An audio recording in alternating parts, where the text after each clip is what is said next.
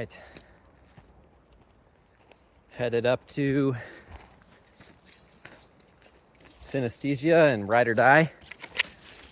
Trail has grown in a little bit since the last time I was here. Got a quick draw and a water bottle because last time I was up here there were multiple bears. That was a couple weeks ago, so I'm hoping they've moved on. In that same week, I also got a tick up here and almost stepped on a rattlesnake. So just have to go up and get a stash pad that I left there. So hopefully there's no bears, but we'll find out. Oh yeah, almost forgot. I shot these problems. Yeah, there we go. All right, getting into rattlesnake terrain here. Oh God. It's definitely one of the steeper approaches in Levy. Not so hard. It's like 15 minutes. But yeah, this shit is steep. This is what all that Stairmaster's for. The thing I don't like about going up a trail this steep is I feel like if there was a rattlesnake, it would just be like at face level. See how the bear bell works. Feels a little easier than just yelling, "Hey bear," every 5 seconds. They're not really that big of a deal. They're just like big dogs, but you really don't want to surprise them. Came up here and sent Synesthesia. I saw at least 2, maybe 3. Not actually sure, because they ran into the brush and then maybe 30 seconds later, we saw one up the hill who was kind of munching on something.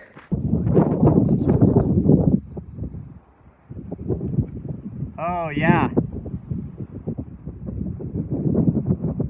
Shit man, there's a dead animal up there. He's like eating food. Well, it looks big as fuck. That's bear size, man. It looks like a big. Oh, there's actually a tree right in the middle of the trail. That's new.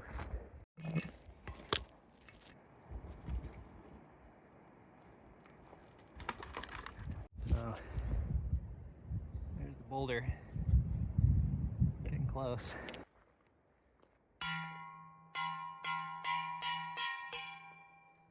This is the "do you want a tick?"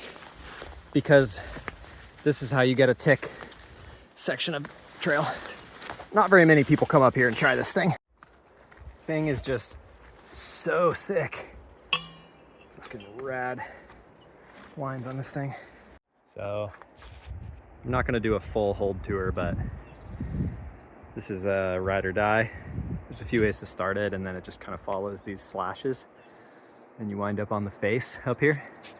The crux is really right in this section, and then get some pretty good holds kind of at that break, and then maybe an extra little V2 or 3 crux near the top, but controllable for sure and good feet.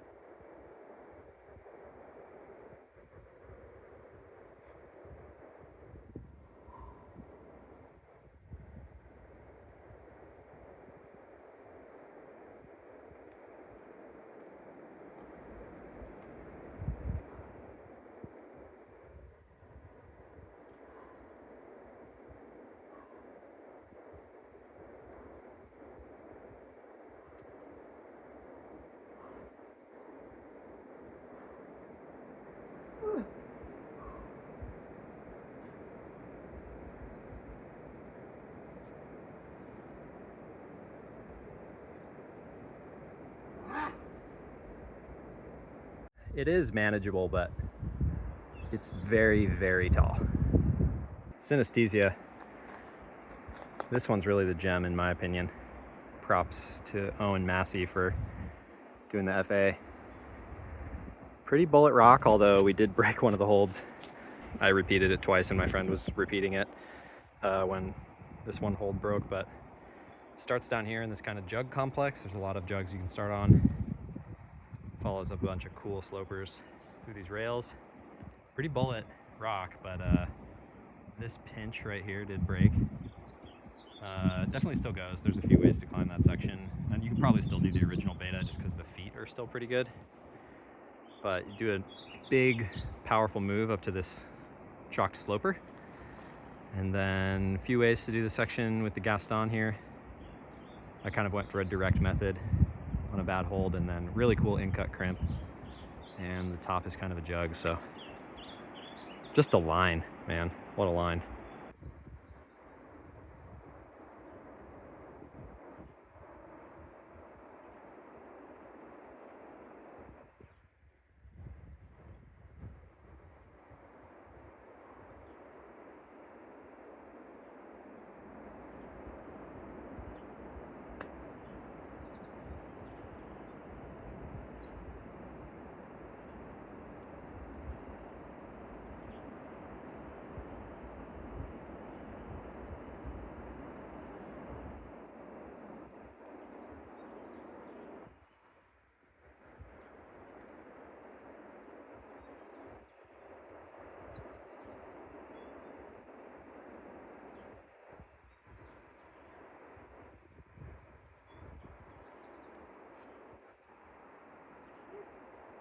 So a little pro tip for the organic load flap.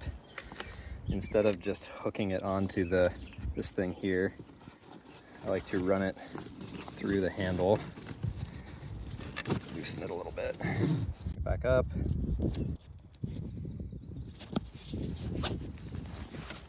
And I like this because it's way easier to pull it taut.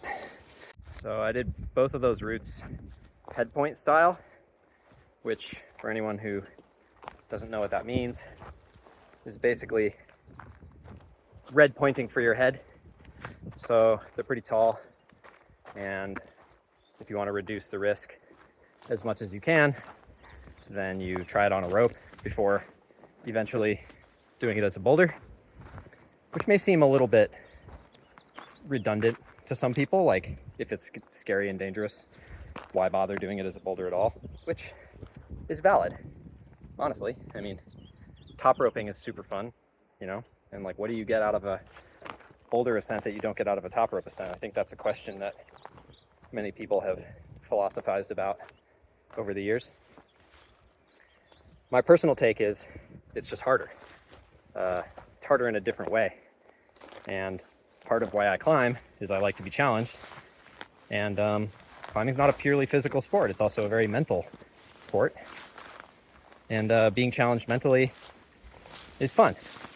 Now, for me with these problems, they're easy enough relative to my max that, you know, had some margin of error, which is important for me because while I do like to be mentally challenged, I am also 38.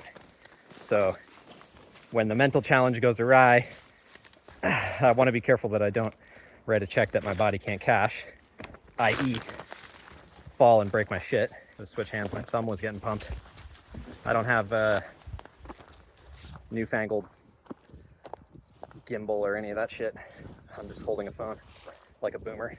So with head pointing, you just sort of accept it's going to take usually more sessions, although sometimes it's good to go out with pads and a rope and stuff, and just sort of suss and clean the top of something, assuming that you're going to be able to do it that day. I've done that too. In this case, because I knew I was going to need a lot of pads, I just took the head pointing session as an opportunity to bring up a bunch of pads. So that's what I'm bringing back now. You know, stashing pads is a whole different ethical animal that we could get into, but I feel that in the remote areas of Leavenworth, it's relatively okay. I'm certainly not the only person who does it. I think if you do it in good taste and you take precautions to make sure that animals aren't going to get into your stuff and, you know, maybe harm their little digestion, we want to avoid that for sure. But otherwise, I think it's fine to do sometimes. So I just went up with a couple pads and a rope, tried it on a rope with a buddy, you know, came up with more pads, and then actually did them on separate days. I did Ride or Die first and left a few pads up here, and then I head pointed Synesthesia that day, and then came back and did Synesthesia on a subsequent day. So Ride or Die was pretty no muss, no fuss. I just ran it on a rope a couple times, sort of was questioning whether I should go for it. I was there with a buddy. We had enough pads to feel okay. Like, even I knew even if I fell from the top, I would, you know, you always have a chance of getting hurt when you fall from 26 feet or whatever, but I knew that the chance was pretty minimal. So it's all about controlling the controllables, especially with head pointing. And I did my best, but in the end I was like, yeah, fuck it, I'm gonna do it. And I actually am usually pretty dead on about my performance. I usually can predict when I'm gonna do really well, but I had to back off and drop from Ride or Die, I think twice, before I committed. So I actually climbed the crux and had to down climb to the jugs and drop off twice, because I got to the jugs and I was just kind of shaking out, and I was like, nope, I'm not going for it. I went one or two more moves, and then I wound up having to reverse those moves to the jug and drop from there. Basically, when I'm highballing, my strategy is, if something says no, I tend to listen to that voice. I don't really push past that voice. And maybe that's just a self-preservation instinct of being in my late 30s, but I want to not be thinking about anything at all. So on Ride or Die, the eventual strategy was, after I dropped twice, I realized I actually shouldn't stop. And I still took my chalk bag with me, but I knew from the ground that I wasn't going to stop on those jugs. I was just going to keep motoring. And I think I wound up climbing it like twice as fast as I had climbed on a rope. Basically, not letting the crazy thoughts in, you know? Not letting anything intrude on my flow state, which maybe that would be a questionable strategy if it was a harder boulder, but in this case, I had enough margin on it that was a good choice, and I had it dialed. Synesthesia I also had dialed, but there's nowhere to stop in the middle of that one, so I didn't suffer from the issue of something breaking me out of flow. And this is something I talk with people about all the time. Like, so much of good climbing is just being able to get into flow and stay in flow. And on both Ride or Die and Synesthesia, I think I was exhibiting that a little bit in terms of making good decisions about, am I in flow right now? Should I keep going? Or is this actually a bad attempt and I should stop and back off? And learned that lesson on Ride or Die, and then coming back a couple days later for Synesthesia, I really felt like, cool, I can leave the ground ready to go because I've been practicing this. It feels very familiar, and I know what I need to do to get myself into that good performance state.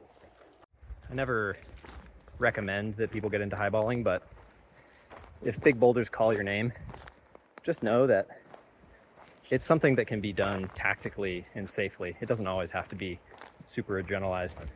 I think people would be surprised maybe at what a coward I am on tall boulders that I'm unfamiliar with, or tall boulders in new crags that I haven't been to, or types of rock that I haven't climbed on. It's not a universal thing. You have to build your confidence for every situation. But if you get good at building that confidence and understanding the tactics, I think it can be one of the most satisfying forms of climbing, for sure. This slab at the sword is probably like one of my favorite places to climb in Levy. I just love coming here and doing all these slabs. There's a V6 on the corner here, which has become really popular in recent years, I think because it's so low to the ground and you can touch all the holds and everything, which has also made the holds degrade pretty significantly over the years. But the reason I like it is because you can get a really good volume of getting your feet up off the ground in pretty short order. And the day that I did Synesthesia, I actually did the slab on the far left here. People who are my clients will recognize a drill that I do called Confident Feet. And the point of the Confident Feet drill is to climb the boulder several times, going progressively faster. This is probably like a 22 foot, 24 foot tall slab. And I basically just, while I was waiting for my buddy and I was warming up, I basically was just like doing it over and over and over and trying to go faster and faster and faster. And that was a super good warm up for something like head pointing a reasonably hard boulder. I got in there, did all this talking, got back out under 30 minutes. And it's right above the sword. It's not hard to find. So if you're interested in a couple really high quality highballs, now you know.